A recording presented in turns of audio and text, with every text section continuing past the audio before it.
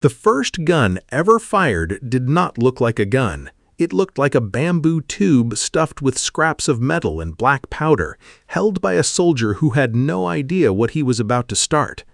The year was somewhere around 1000 AD. The place was China, and in the moment that tube erupted, smoke, fire, a fragment of metal moving faster than any human arm could throw, something changed in the human story that could never be changed back. But to understand how we got to that bamboo tube, you have to go back much further, because the gun was not an invention. It was a destination, one the human species had been moving toward for 2 million years without knowing it. Start with the oldest truth about human survival. We are not built for killing. No claws, no venom, no natural armor. Our teeth are an embarrassment compared to almost any predator our ancestors shared territory with. What we had was something stranger and more powerful than any of those things. Hands that could grip, arms that could rotate at the shoulder in a way almost no other animal can replicate, and a brain that could calculate, instinctively, automatically, the arc of a thrown object through the air. The thrown rock was humanity's first ranged weapon, and it mattered more than it sounds, because the moment a human could cause damage from a distance beyond the reach of teeth and claws, the entire equation of survival shifted. You could kill something without being close enough for it to kill you back. That insight, buried so deep in human cognition it feels like instinct, never left us. Every weapon we have ever built since is a refinement of the same idea. Get further away, hit harder, come home alive. The spear extended that distance.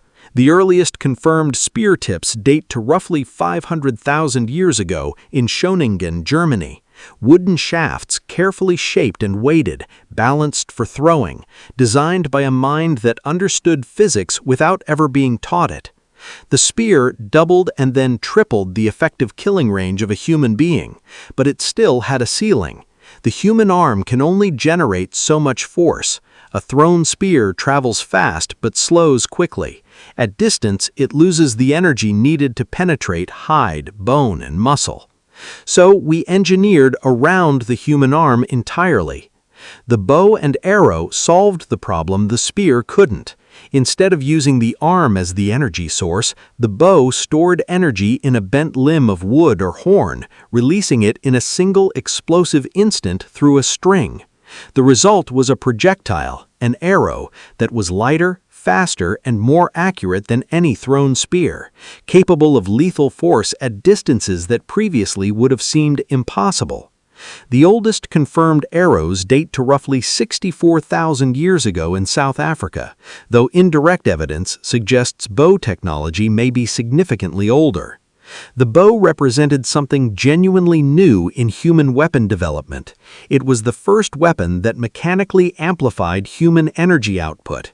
The human body was no longer the limiting factor. The machine was doing the work.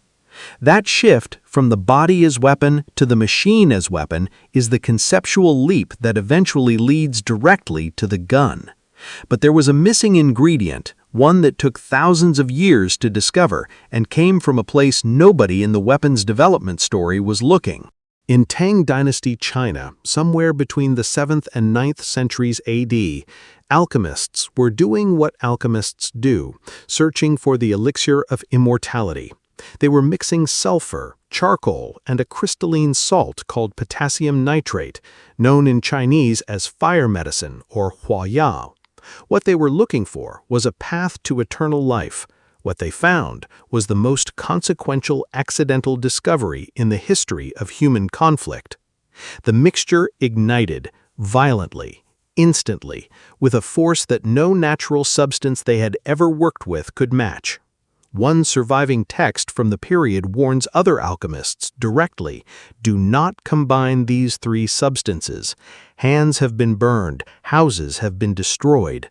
The warning was not heeded because the military applications were immediately obvious to anyone who saw what the mixture could do. This was gunpowder, and it changed everything. The first military use of gunpowder was not guns, it was fire. Gunpowder packed into arrows, into bombs dropped from walls, into early rockets, thin tubes of bamboo stuffed with powder that flew erratically and unpredictably, but burned everything they touched. By the 10th century, Chinese military engineers had discovered something more specific. If you sealed gunpowder inside a tube closed at one end and open at the other, the expanding gases from the explosion had nowhere to go except out the open end. And if you placed something in that tube in front of the powder, a stone, a fragment of metal, anything with mass, the gas pushed it out with enormous force.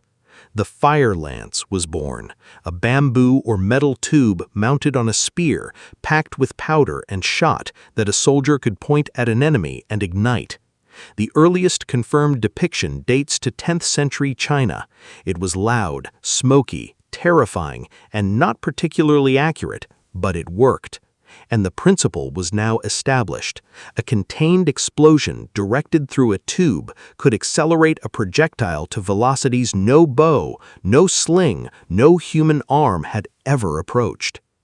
From the fire lance, development accelerated with the urgency that military technology always produces. Metal replaced bamboo because metal could contain larger charges without splitting apart. The tubes grew longer because longer barrels meant more time for the gas to accelerate the projectile before it left the weapon, more velocity, more range, more force on impact. The touch hole, a small opening in the sealed end of the barrel through which a flame could ignite the powder, was standardized. By the 13th century, recognizable metal guns were being used across China and had begun spreading westward through Mongol military contact with Islamic and then European powers. Europe received gunpowder technology sometime in the 13th century and proceeded to do what Europe consistently did with military technology: invest in it obsessively, refine it rapidly, and deploy it with consequences that reshaped the political map of the known world. The earliest European guns were essentially metal tubes mounted on wooden frames, crude, heavy, slow to load, and wildly inaccurate. But they did something the bow could not. They required almost no skill to operate. A trained archer needed years of physical conditioning to draw a war bow effectively. A trained crossbowman needed strength and practice.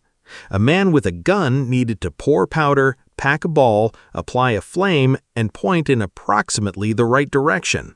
The technical barrier to effective killing dropped to almost nothing.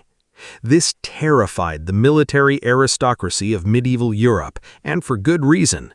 The knight, armored, trained from childhood, representing enormous social and economic investment, was suddenly vulnerable to any peasant who could afford powder and shot. By the 15th century, armor was already being made thicker and heavier in response to gunfire, which made knights slower and more exhausted in battle, which made them less effective against the guns they were trying to defeat. The arms race had begun in its modern form. The matchlock mechanism arrived in the early 15th century, replacing the need for a separate burning match held to the touch hole with a spring-loaded arm that automatically brought a smoldering cord into contact with the powder at the moment of firing. For the first time, a soldier could aim and fire in a single motion without a second person involved. The arquebus, a shoulder-fired matchlock musket, became the dominant infantry weapon of the 16th century and ended the military era of the armored knight completely. From there, the refinements came in rapid succession. The flintlock replaced the matchlock in the 17th century, using a spring-loaded flint striking steel to generate its own spark, no smoldering cord required, more reliable in wet weather, faster to operate. Rifling, spiral grooves cut into the barrel interior that caused the ball to spin and stabilize its flight dramatically increased accuracy. The percussion cap in the early 19th century made ignition faster and more reliable than flint. The self-contained cartridge, combining powder, primer, and ball into a single metal case, made reloading so fast that a soldier could fire multiple aimed shots per minute rather than one every 30 seconds. The repeating rifle and the revolver followed, then the machine gun, then weapons operating on principles that would have been incomprehensible to the Chinese alchemist who first mixed sulfur and charcoal and potassium nitrate in a ceramic bowl, looking for immortality. He did not find immortality. He found something the human species has never been able to put down since. The gun is the logical endpoint of the oldest human idea: get further away, hit harder, come home alive. We have been working on that problem since the first human hand closed around the first thrown rock on an African plain 2 million years ago. The gun is just the version of that idea that we have not yet managed to improve upon.